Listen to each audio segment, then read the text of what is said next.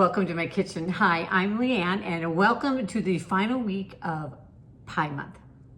This week we are making another single serve and no bake pie. Now last week if you joined us we made that no bake single serve peanut butter pie. Check it out up there. And this week it is banana cream pie, single serve, enough for one person. Now this pie is actually kind of a cross between a banana cream pie and banana pudding, but it is delicious. Now for this pie, we are not using a pudding mix. We are gonna make our own vanilla pudding from scratch. And if you have never made vanilla pudding from scratch, let me just tell you, it is so easy and it tastes so much better than the stuff that comes out of that box. You'll never go back to using the box mix again. For that recipe, we're gonna use my vanilla pudding for two recipe, which you can find right up there. And that's gonna be the base of our banana cream pie. So let's start with the base or the crust of our pie. And for that, I am gonna use today these Chessman cookies. It's a shortbread cookie from Pepperidge Farm, but you could use vanilla wafers, you could use graham crackers, or you could just leave the crust out if you want. I know every time I say leave the crust out, I get my crust lovers leaving comments, but I love that. All right. We're just gonna take these, and depending on the shape size of your bowl, you want just like a pretty little small dessert dish. It's clear, makes it a little prettier, but any dish will work. You could even use like a coffee mug, if that's what you have. But I'm gonna kind of break these to make them fit in, and just line the bottom with the cookie. I'm gonna use 2.5 cookies, and then I'll enjoy the rest. But so you can just got that lined, just like that. That is our first step. All right, let's set that aside, and now we are going to prep our pudding. You're gonna need a small saucepan.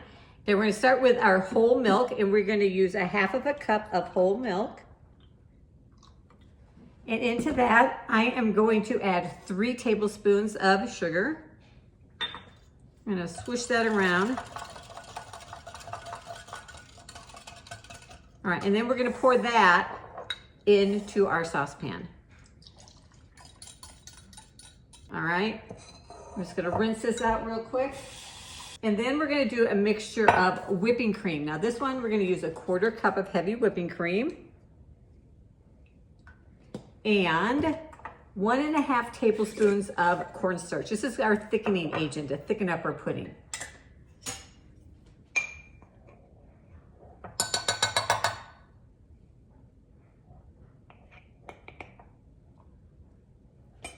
All right, go ahead and swish that around.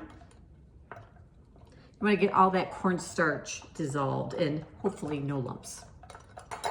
All right, now we're going to take this saucepan over to the stove, and we're going to heat it just on a medium-low heat. We don't want to let it come to a boil. We want to just heat it until it kind of starts to steam and those little bubbles start to form around the outside edge. All right, well, it's on the stove. Go ahead and just stir it pretty consistently.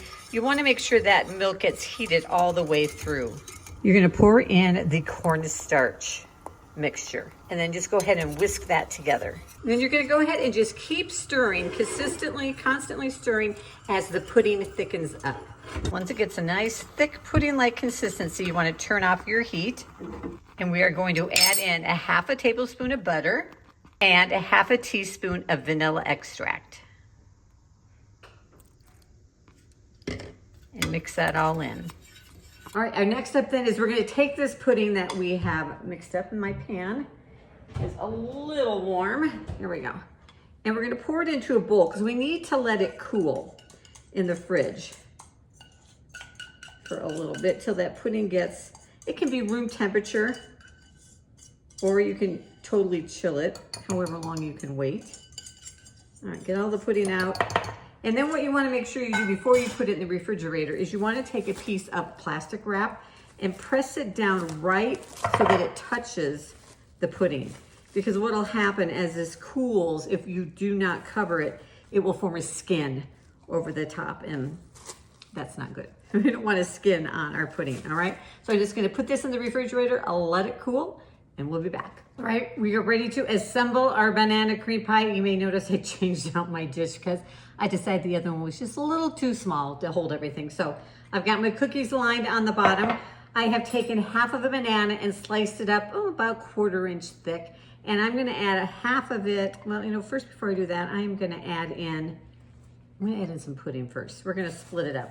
All right, so I'm gonna remove that plastic from the top. Now, you can wait till your pudding is all the way cooled through, or you can, I like to eat this while it's still a little warm. So if you're gonna eat it right away, you can use it while it's still a little warm. If you're gonna stick it back in the fridge and not eat it right away, I'd wait till your pudding is cooled. So let's go ahead and add in a layer of pudding, then a layer of banana,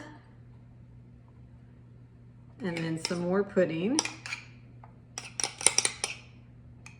A few more bananas. I'm gonna save a few bananas for the top of the whipped cream, and then just finish it off with some more pudding. All right, and then I'm gonna add my whipped cream. Now you don't have to have whipped cream, totally optional, but yeah, whipped cream. And then there we go. We have single serve banana cream pie, banana pudding, whatever you want to call it. Now, like all cream pies, they are best eaten within 24 hours, okay? I remember my husband had a roommate that worked in college that worked for Maria Callender's, and every night the employees got to take home whatever cream pies were left because they did not keep them overnight. Because what will start to happen is the filling gets a little watery and the crust we use will get a little soggy. So really this one is best eaten right away. You can keep it in the refrigerator for a while, but not for too long.